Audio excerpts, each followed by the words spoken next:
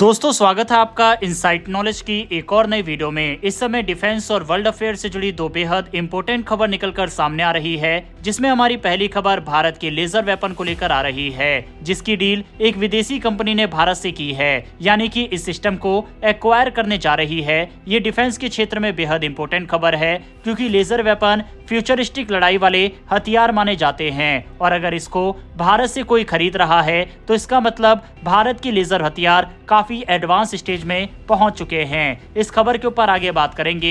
इसके अलावा दूसरी खबर हमारी बांग्लादेश से निकलकर आ रही है, जहां पर बांग्लादेश को पैसा देने से साफ इनकार कर दिया गया है IMF की तरफ से। इससे पहले भारत और अमेरिका ने भी बांग्लादेश को आर्थिक मदद देने से इनकार कर दिया था, जो कि बांग्लादेश के लिए एक बड़ा झटका है। इन दोनों ही खबरों के ऊपर इस वीडियो में डिटेल में बात करेंगे, इसीलिए वीडियो को अंत तक जरूर देखिएगा। साथ ही अगर आपको डिफेंस और वर्ल्ड अफेयर से जुड़े ऐसे टॉपिक देखना पसंद है तो नीचे दिए गए सब्सक्राइब बटन को प्रेस कर बेल आइकन को जरूर दबा ले, जिससे हमारी डेली ऐसी वीडियो आप तक सबसे पहले पहुंच सके। तो चलिए शुरू करते हैं इस वीडियो को। बेंगलुरु की डिफेंस टेक्नोलॉजी कंपनी टोनबो इमेजिंग ने अपना नया high power microwave direct energy weapon wave strike पेश किया है। इस एडवांस वेपन सिस्टम को एरो इंडिया 2025 में पहली बार दिखाया गया और इसकी ताकत ने सभी को हैरान कर दिया। वेव स्ट्राइक एक high power microwave HPM system है, जो दुश्मन के ड्रोन और इलेक्ट्रॉनिक सिस्टम को बिना किसी फिजिकल डैमेज के जाम या नष्ट कर सकता है। ये खासकर स्वार्म ड्रोन अटैक को रोकने के लिए डिजाइन किया गया है, जो आजकल युद्ध क्षेत्र में एक बड़ा खतरा बन चुके हैं। यह सिस्टम ट्रेलर पर माउंटेड होता है और इसे 4x4 लाइट मोबिलिटी व्हीकल से खींचा जा सकता है, यानी ये कहीं भी तैनात किया जा सकता है, चाहे मैदान हो या पहाड़। इसमें सर्च और ट्रैक रडार साथ ही इलेक्ट्रो ऑप्टिकल सिस्टम लगा है, जिससे यह बेहद सटीक तरीके से टारगेट को पहचान कर उसे निष्क्रिय कर सकता है।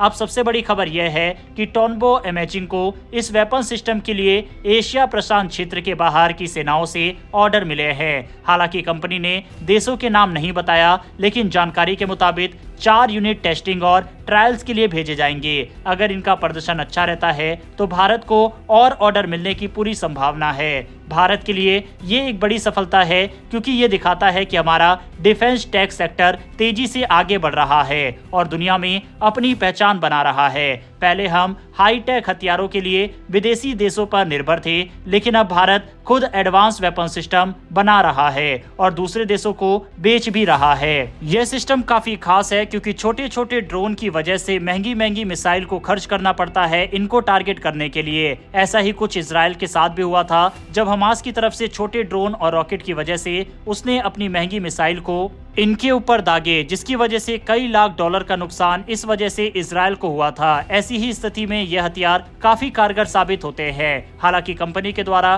किस देश को यह हथियार बेचा जा रहा है, इसके बारे में अभी अपडेट नहीं आई है। जब अपडेट आएगी तो इसके बारे में भी वीडियो बनाकर हम आपको बता देंगे। फिलहाल बढ़ते हमारी दूसरी खबर की तरफ, जो कि बांग्लादेश से आ रही है। दरअसल IMF ने हाल ही में बांग्लादेश को $645 मिलियन का लोन देने से इनकार कर दिया और जून तक इस पर फैसला टाल दिया है। ये तब हुआ जब बांग्लादेश का विदेशी मुद्रा भंडार $20 अरब से भी नीचे चला गया। बांग्लादेशी सरकार का दावा है कि उनकी अर्थव्यवस्था मजबूत है और उन्हें IMF के लोन की जरूरत नहीं है, लेकिन एक्सपर्ट का कहना है कि ये दावा वास्तविकता से परे है। बांग्लादेश की अर्थव्यवस्था मुख्य रूप से आयात पर निर्भर है और गिरते फॉरेक्स रिजर्व के कारण आयात करना मुश्किल हो गया है। इससे देश की करेंसी टका लगातार कमजोर हो रही है और महंगाई बढ़ रही है और बेरोजगारी अपनी चरम पर पहुंच चुकी है। बांग्लादेश की अर्थव्यवस्था का सबसे बड़ा स्तंभ टेक्सटाइल इंडस्ट्री है, लेकिन इस समय यह उद्योग गंभीर संकट में है। जब से डोनाल्ड ट्रंप की सरकार आई है, अमेरिका की नीतियां बांग्लादेश के लिए सख्त होती जा रही है। जनवरी में अमेरिका ने बांग्लादेश को जाने वाली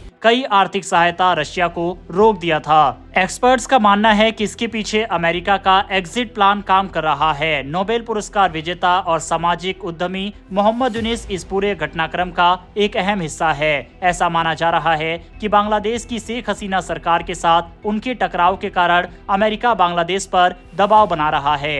अमेरिका चाहता है कि यूनिस को बाहर किया जाए, जिससे देश की राजनीतिक समीकरण बदल सकते हैं। बांग्लादेश सरकार दावा कर रही है कि देश की आर्थिक स्थिति अच्छी है और उन्हें IMF के लोन की जरूरत नहीं है, लेकिन जमीनी हकीकत कुछ और कह रही है। टेक्सटाइल इंडस्ट्री के पतन, बढ़ती महंगाई और गिरते फॉरेक्स रिजर्व से साफ है कि देश गंभीर आर्थिक संकट में है। लोन न मिलने के बाद अब बांग्लादेश जापान से निवेश की उम्मीद कर रहा है, लेकिन बड़ा सवाल यह है कि क्या जापान इस संकट में बांग्लादेश का साथ देगा या फिर डोनाल्ड ट्रंप की नीतियां बांग्लादेश की अर्थव्यवस्था को और ज्यादा मुश्किलों में डाल देगी। आने वाले समय में ये देखना दिलचस्प होगा कि बांग्लादेश इस आर्थिक संकट से कैसे उभरता है। फिलहाल इस वीडियो में इतना ही। इन्फॉर्मेशन और वीडियो पसंद आई हो तो वीडियो को लाइक करके हमारी आने वाली डेली ऐसी वीडियो के लिए चैनल को सब्सक्राइब कर बेल नोटिफिकेशन को जरूर दबा ले। फिर मिलेंगे ऐसी एक नई वीडियो के साथ। धन्यवाद। जय हिंद।